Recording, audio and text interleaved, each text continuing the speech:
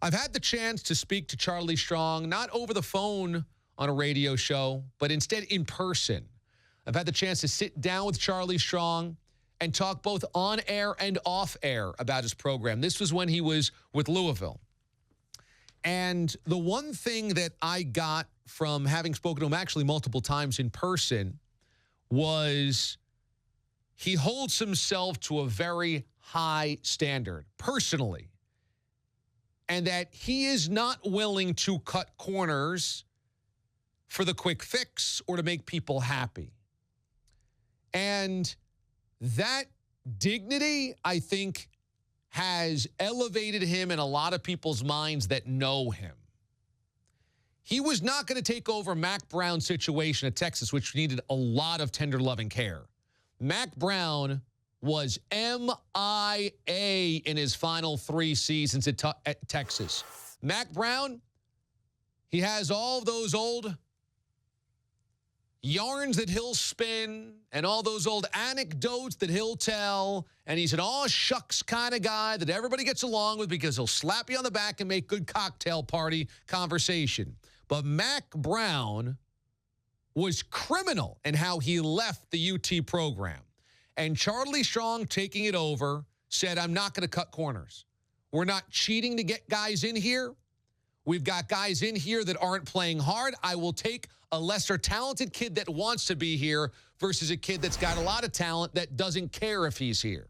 And I respect Charlie Strong for all of that. And I believe that Charlie Strong was undermined the day he got to Austin because he wasn't their first choice. They wanted to cut the check as big as you could make it to Nick Saban. They thought that they could bowl over Saban with more money than he could find anywhere else because, well, we're Texas. And when they didn't get Saban and they were turned away at the altar and they went to Charlie Strong, not just Strong, but anybody in that position was going to be the consolation prize. And I think right from day one, you had boosters undermining that. You had those within the administration undermining Charlie Strong's integrity or his assertiveness or his power or his leash or his security. This has not been an easy 3 years to do what Strong has done. But look, even I have to admit, you got to get him fired.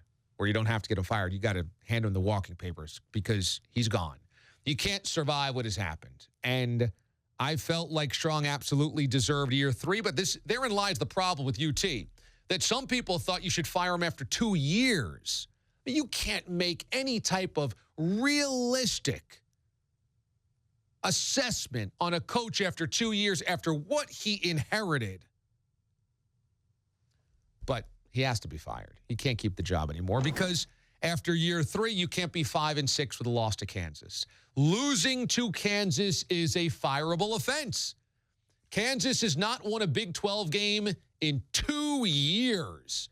The first time they beat somebody in their conference, and let's face it, the Big 12 isn't exactly the SEC, 2 years ago. The last time Kansas beat Texas was the 30s. So when you are on a 90-year streak and the program hasn't won a conference game in 2 years, you can't be the team that loses to them, and you can't be sub-500 now going into Thanksgiving. So I get it. Year 3, they needed to see signs of life. I thought the win over Notre Dame was going to be that. It clearly wasn't, and I understand firing him. But Charlie Strong was never, in my estimation, given a truly fair, equal shot because they didn't get the prettiest toy at Austin. They didn't get Nick Saban. And that's why I say this. Does Strong have to go? Yes, Strong's got to go. But if Jimbo wants to walk into that, careful what you wish for. If Tom Herman wants to walk into that, careful what you wish for. Because Mack Brown had this beautiful mansion. Texas has the facilities. Texas has the recruiting state. Texas has the history. It has the Heismans. And it had the national championship with Vince Young. And it has its own television network. It's got a ton of things that you love about it. But Mack Brown had this beautiful mansion on the hill and just kept the windows open with every single thunderstorm. I mean, you had mildew everywhere, carpets that were ruined, interior that was a mess and stained, and he just didn't care because the mansion, he was going to live in a different wing of the mansion. Didn't care anymore. So Charlie has to come in and start closing all the blinds and closing all the windows and ripping up the rug and checking the foundation, and everything has flood and everything's got to be scrubbed and cleaned, and he's kind of got it back there now. Couple of good recruiting classes, couple of decent boatloads of talent, or at least hauls of talent. And I think now kids that want to be at Texas, instead of thinking, well, I'm the best kid in Texas, so I should just be a Longhorn, but I should play when I'm a Longhorn. And if I'm not playing, then I don't even care about this. And for Jimbo Fisher, I mean, I know that he's their #1 target, and I understand why. I mean, the guy has won the ACC 3 times, has won a national championship. He's a top 15 team again this year. I understand why Jimbo is a target at Texas and a target at LSU. I totally understand. I understand why Tom Herman is. He could be the next Jimbo Fisher. He could be the next Urban Meyer, a good young coach that needs the shot of the big program, and when he gets there, he's going to turn everything around.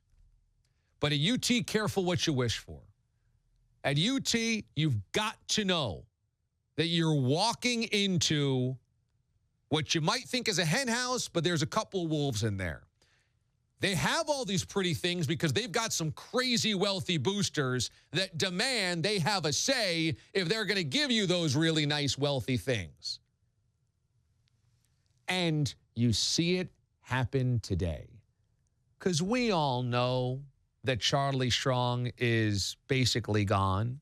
We understand that you can't lose to Kansas. We understand you can't be outside of a bowl game in year 3 at Texas, but when he loses on Saturday, it doesn't even matter that the athletic director says we're going to evaluate after the season, because you've got so many boosters and so many people in positions of influence ready to chirp and ready to act like a big shot that Charlie's not even given the chance.